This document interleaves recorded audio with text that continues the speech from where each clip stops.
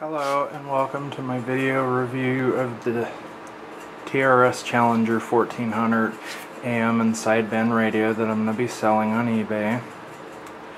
I've never heard of the company TRS Challenger before. I don't know if somebody else made it, but I believe it came out sometime in the 70s. Like I said, I'm going to be selling this radio on eBay, and I'm going to go over some of the features of it and everything I know of that's wrong with it. First of all, as far as I know, the receive on it is fine. I'm on channel 19 right now. That's alright, you do what I said. This is channel 19 AM, so the receive on here seems to be good. I'm gonna see if I can get a radio check. Break 19 for radio check. Go ahead, radio check. It's all yours. Jump in. How's this radio sound? I can hear you. Where you at? You sound kind of low on modulation. 75th in Peoria. Doing a great job down here I-17, Bethany Home Road.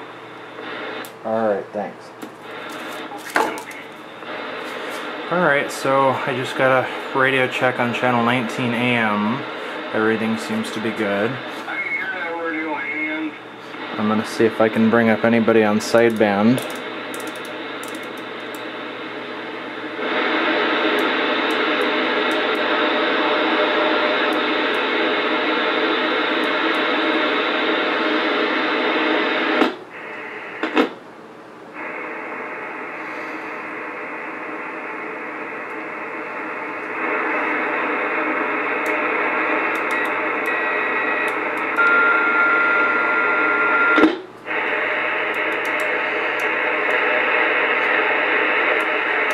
Well, there doesn't seem to be anybody on sideband right now, but I am going to go over one of the issues I know that this radio does have.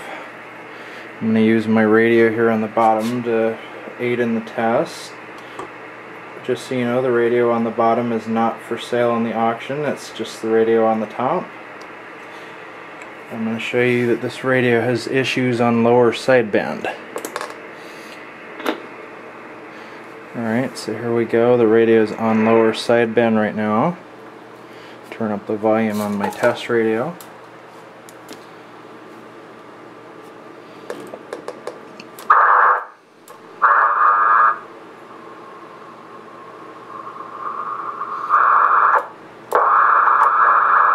I don't know if you're getting that or not, but just so.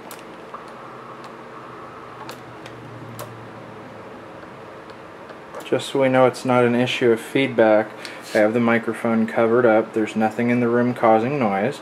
But if you look at the radio on the, if you look at the meter on the bottom radio, when I key up,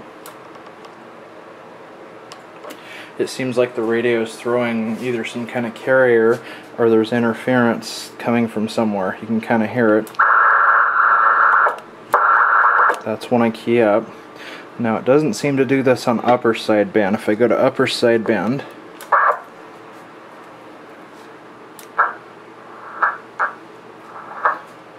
audio, testing 1 2 3, audio, testing 1 2 3, audio.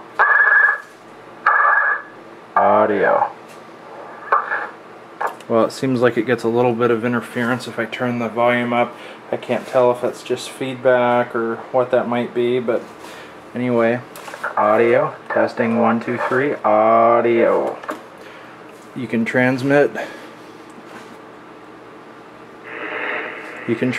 on upper sideband. Lower sideband you can transmit on as well, even though there is that feedback noise.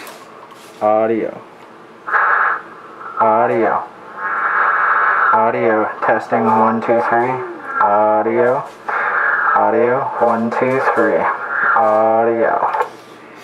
Also, I don't believe the clarifier on this radio is unlocked. Audio, 1 2 3, audio. If I move the clarifier while I'm keying up, it doesn't affect anything. Audio, 1, 2, 3, audio. 1, 2, 3, audio.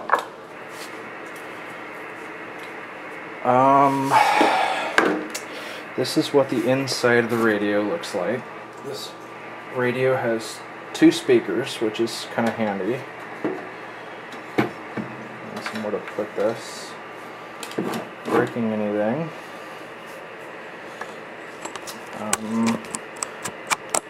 Take a look here inside of the radio.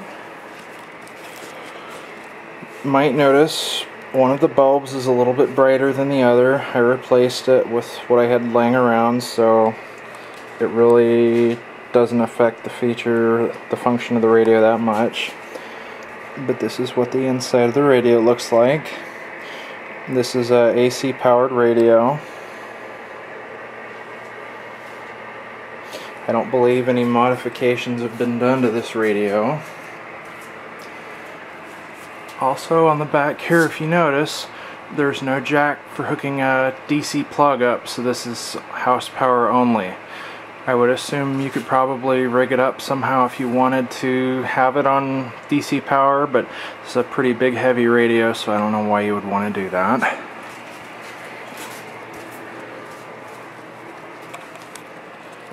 I'm going to flip it over here in just a second so I can show you the bottom of it.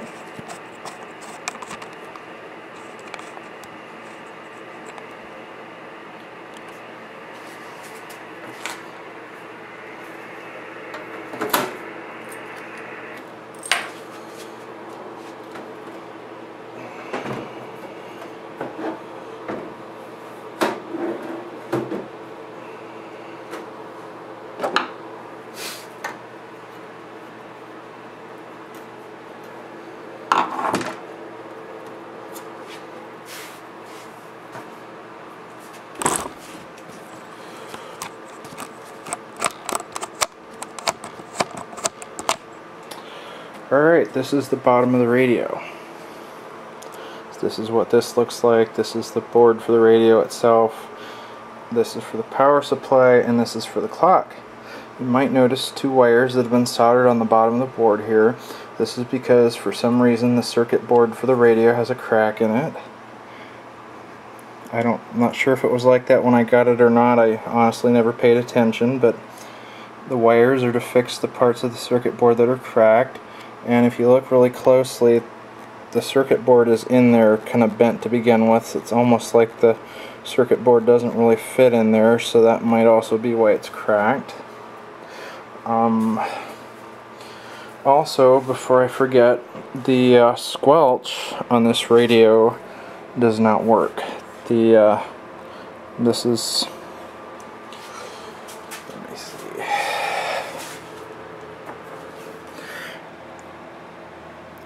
This is the knob for the squelch right here, and even though it looks like all the wires are on there, the squelch on this radio has no effect whatsoever. Go ahead and hook the mic up here. You can hear the radio static.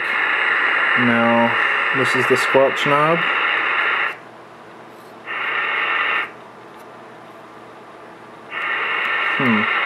Well, that's weird. It seems to work on sideband, but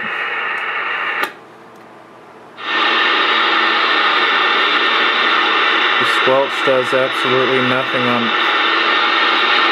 The squelch does absolutely nothing on AM. Other than that, the case on the radio is in pretty good shape. The front panel is kind of starting to come off a little bit. All it is just a metal plate that was glued to the front, so that would actually be a really easy fix for somebody if they wanted to fix this radio up.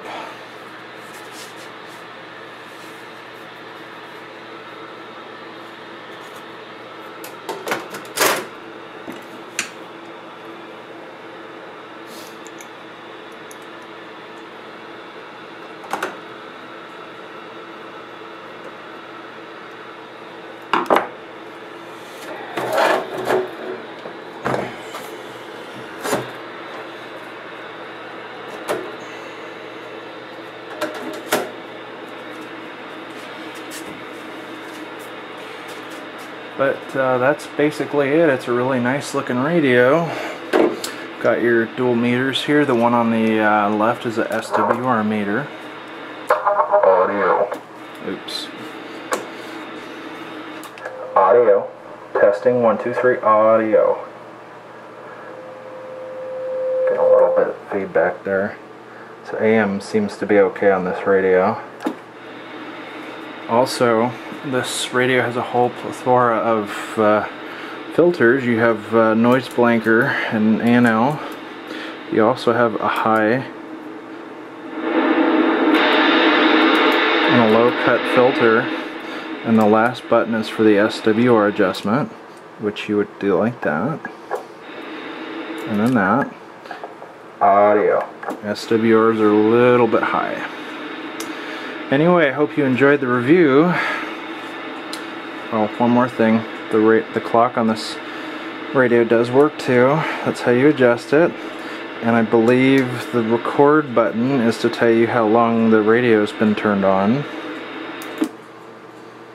Or it's some kind of counter, I don't know. But the clock on this radio does work.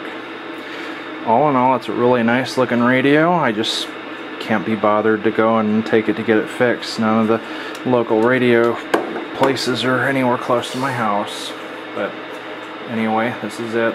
TRS Challenger 1400. I believe this was their top of the line radio. It's the highest in the model number. So anyway, good luck and happy bidding.